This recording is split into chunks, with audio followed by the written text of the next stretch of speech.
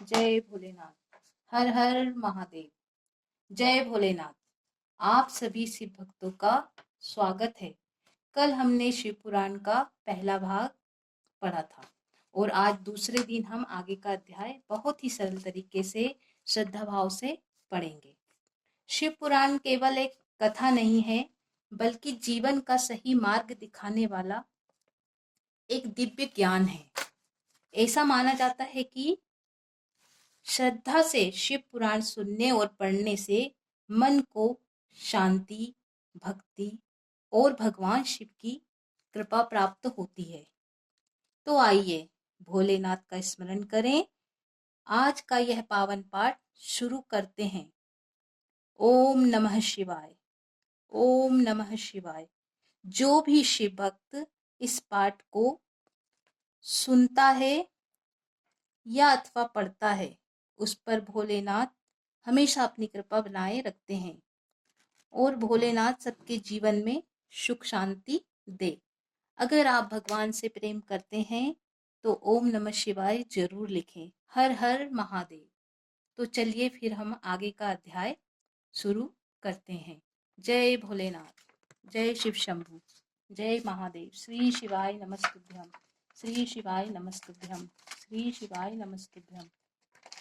नमः शिवाय नमः शिवाय नमः शिवाय नमः शिवाय नमः शिवाय नमः शिवाय नमः शिवाय। जय भोलेनाथ। हमने यहाँ तक कल शिव पुराण का पाठ किया था। अब हम आगे का शिव पुराण का पाठ करेंगे। शिव पुराण के श्रवण से देवराज को शिवलोक की प्राप्ति तथा चंचुला का पाप से भय एवं संसार से वैराग्य। श्री शौनक जी ने कहा, महाभाग सूत जी, आप धन्य हैं, परमार्थ तत्व के ज्ञाता हैं। आपने कृपा करके हम लोगों को यह बड़ी अद्भुत एवं दिव्य कथा सुनाई है। भूतल पर इस कथा के समान कल्याण का सर्वश्रेष्ठ साधन दूसरा कोई नहीं है। यह बात हमें आज आपकी कृपा से निश्चय पूर्वक समझ ली।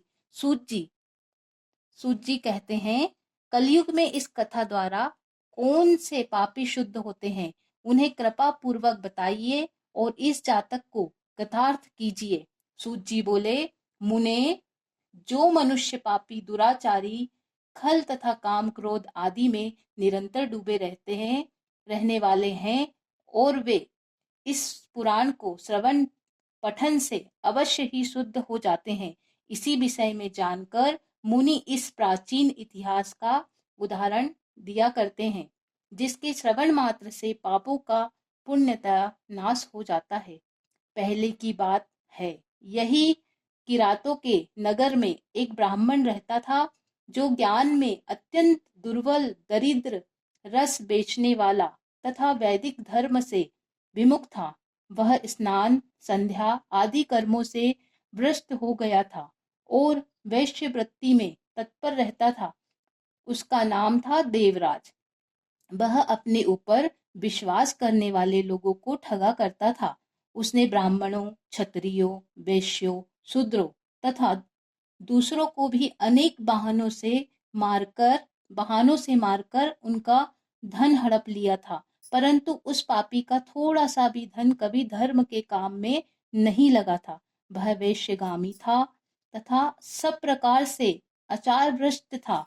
एक दिन घूमता घामता यह देवलोक से प्रतिष्ठा पुर झूसी प्रयाग में जा पहुंचा। वहां उसने एक शिवालय देखा, जहां बहुत से साधु महात्मा एकत्र हुए थे। देवराज उस शिवालय में ठहर कर, किंतु वहां उस ब्राह्मण को ज्वर आ गया।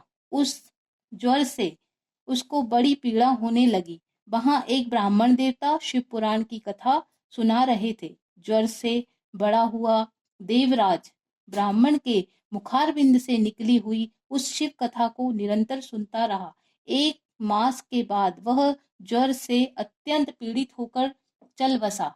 यमराज के दूत आए और उसे पाशों से बांधकर बलपूर्वक यमपुरी ले गए। इनमें ही शिवलोक से भगवान शिव के पादर्शगण आ गए। उनके गौर अंग कपूर के समान उज्जवल थे। हाथ त्रिशूल से सुशोभित हो रहे थे, उनके संपूर्ण अंग भस्म से उद्भासित थे और रुद्राक्ष की मालाएं उनके शरीर की शोभा बढ़ी रही थी। और वे सब के सब क्रोधपूर्वक यमपुरी गए। यमराज के दूतों को मार पीट कर बारंबार धमकाकर उन्होंने देवराज को उनके चंगुल से छुड़ा लिया और अत्यंत अद्भुत विमान पर बिठाकर जब वे शिवदूत कैलाश जाने को उगत हुए, उस समय यमपुरी में बड़ा भारी कोलाहल मच गया। उस कोलाहल को सुनकर धर्मराज अपने भवन से बाहर आए। साक्षात दूसरे रुद्रों के समान प्रतीत होने वाले उन चारों दूतों को देखकर धर्मज धर्म जानने उनका विधि पूर्वक पूजन किया और ज्ञान दृष्टि से देखकर सारा वृत्तांत जान लिया। उन्होंने भय के कारण भगवान शिव के उन महात्मा दूतों से कोई बात नहीं पूछी, उल्टे उन सभी पूजा एवं प्रार्थना की। तत्पश्चात वे शिव दूत कैलाश को चले गए और वहां पहुंचकर उन्होंने उस ब्राह्मण को दया सागर सांब शिव के हाथों में दे दिया। सोनक जी ने कहा, महाभागसुत जी, आप सर्वज्ञ है। महामते, आपके कृपा प्रसाद से और बारंबार कृतार्थ हुआ इस इतिहास को सुनकर मेरा मन अत्यंत आनंद में निमग्न हो रहा है। अतः आप भगवान शिव में प्रेम बढ़ाने वाली शिव संबंधी दूसरे कथा को भी कहिए। सूत जी बोले, सोनक सुनो, मैं तुम्हारे सामने गोपनीय कथा वस्तु की भी वर्णन करूंगा, क्योंकि तुम शिव भक्तों में अग्रण्य तथा देव वेदवेताओं में श्रेष्ठ हो। समुद्र के निकटवर्ती प्रदेश में एक बाकस नामक ग्राम है, जहाँ वैदिक धर्म से विमुख महापापी द्विज निवास करते हैं। वे सब के सब बड़े दुष्ट हैं। उनका मन दूषित विषय भोगों में ही लगा रहता है। वे न देवताओं पर विश्वास करते हैं, न भाग्य पर। वे सभी कुटिल वृत्ति वाले हैं, किसानी करते हैं और भांति भांति के घातक अस्त्र शस्त्र रखते हैं। वे व्यभिचारी हैं और खल है।